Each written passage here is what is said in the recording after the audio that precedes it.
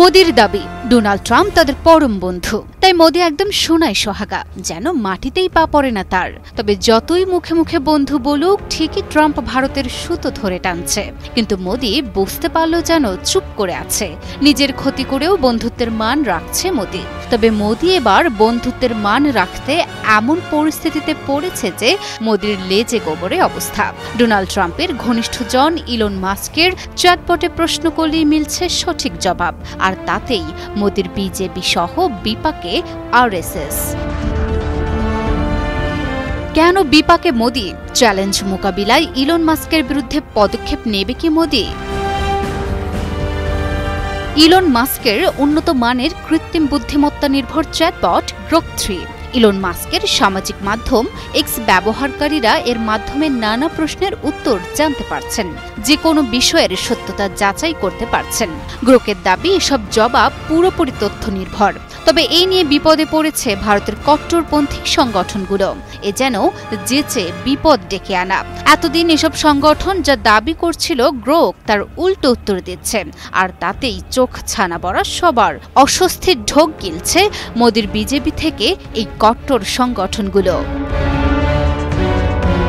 BJP প্রতিপক্ষ দলকে ঘায়েল করার জন্য বহুদিন ধরে প্রচারণা করে আসছে সোনিয়া গান্ধী বার ড্যান্সার ছিলেন। কংগ্রেস নেত্রী সোনিয়া গান্ধীর পেশাগত জীবন নিয়ে এক ব্যবহারকারীর প্রশ্নের জবাবে গ্রোক বলেছে, তিনি বার অ্যাটেন্ডেন্ট হিসেবে কাজ করেছেন, তবে কোনো সময় বার ড্যান্সার ছিলেন না। এই প্রশ্নের উত্তরে বিজেপির এতদিনে প্রচারণায় ভাটা পড়ে গেল। আবার অন্য দিক থেকে দেখলে বিজেপিকে একভাবে মিথ্যাবাদীও প্রমাণ করল গ্রোক।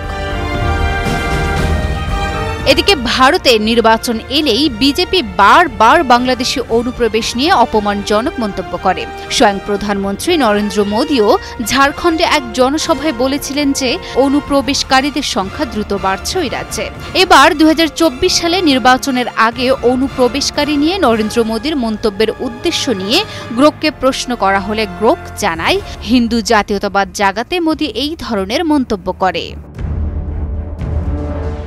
শুধু কি তাই, ভারতের নরেন্দ্র মোদি সহ ভারতের ভারতীয় জনতা পার্টির কিছু প্রধান রাজনৈতিক নেতা আরএসএস এর সদস্য।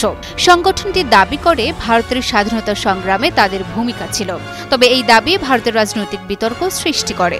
এবার আরএসএস এর স্বাধীনতা সংগ্রামে ভূমিকা ছিল কিনা তার জবাব দিয়েছে গ্রোক।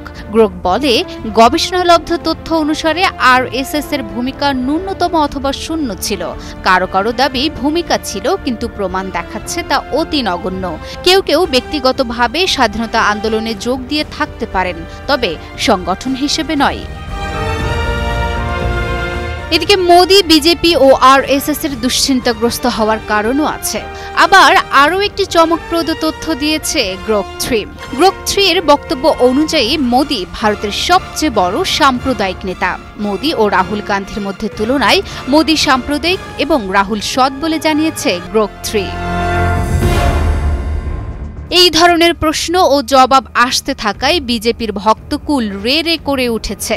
এই আয়ের কট্টর সমালোচনা করে সমস্বরে দাবি তোলা হয়েছে, এই ধরনের ভুয়া প্রচার বা ফেক নিউজ নিষিদ্ধ করা হোক। বিজেপির অন্দরমহলে দাবি উঠেছে অবিলম্বে গ্রোক 3 নিয়ন্ত্রণ করা হোক, কিন্তু সেই দাবি মেনে সরকারের সক্রিয় হওয়াও সহজ নয়।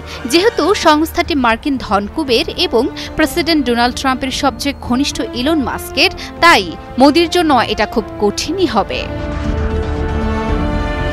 এভাবে অতর্কিতে আক্রান্ত হতে হবে, বেইজ্জত হতে হবে, সত্য উদ্ঘাটিত হয়ে তাদের বেনকাব হতে হবে। প্রধানমন্ত্রী নরেন্দ্র মোদি, বিজেপি কিংবা আরএসএস সম্ভবত তা কল্পনাও করতে পারেননি। এই অবস্থা থেকে পরিত্রাণের উপায় বা কি, সে সম্পর্কে স্পষ্ট ধারণাও নেই তাদের কাছে, যেন ছায়ার সঙ্গে কুস্তি। Desk report, news 24।